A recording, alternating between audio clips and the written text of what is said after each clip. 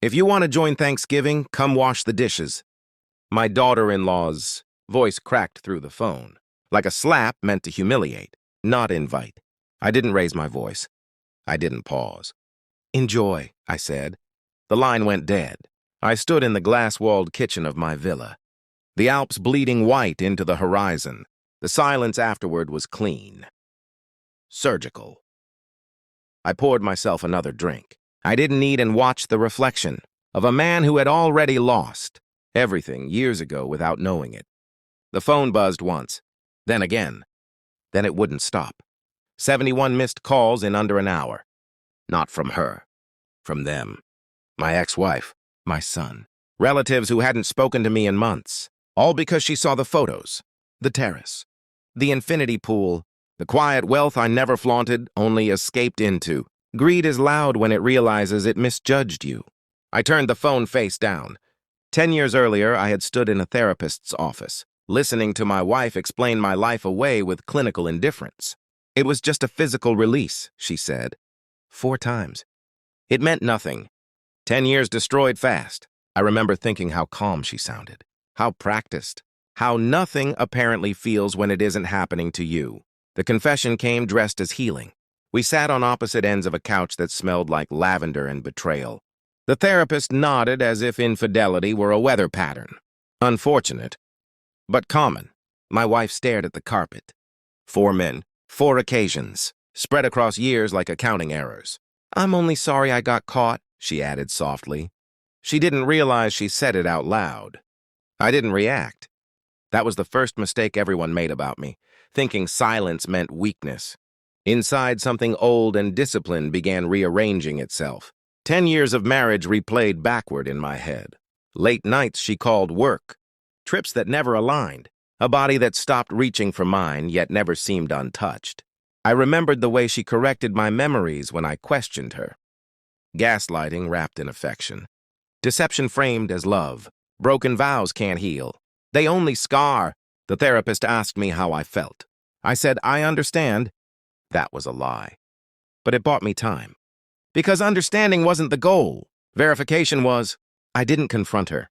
I adjusted. I became observant in the way predators do. Patient, unemotional, precise. I pulled phone records under the pretense of consolidating bills.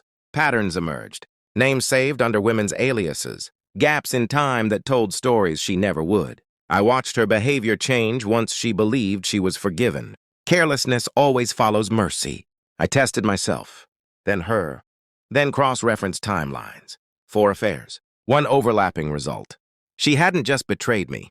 She had built her freedom on my stability. I waited until therapy again. Neutral ground.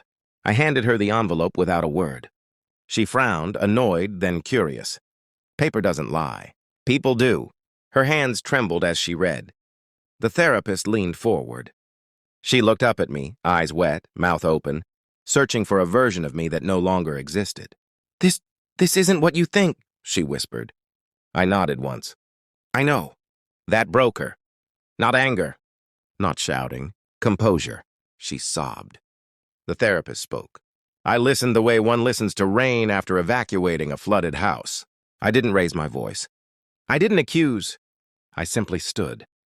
I'm done, I said. No drama, no revenge speech, just fact. The divorce was swift. I didn't fight for furniture or memories. I fought for silence. I moved continents, changed numbers, rebuilt my life without broadcasting it. They assumed I was ruined.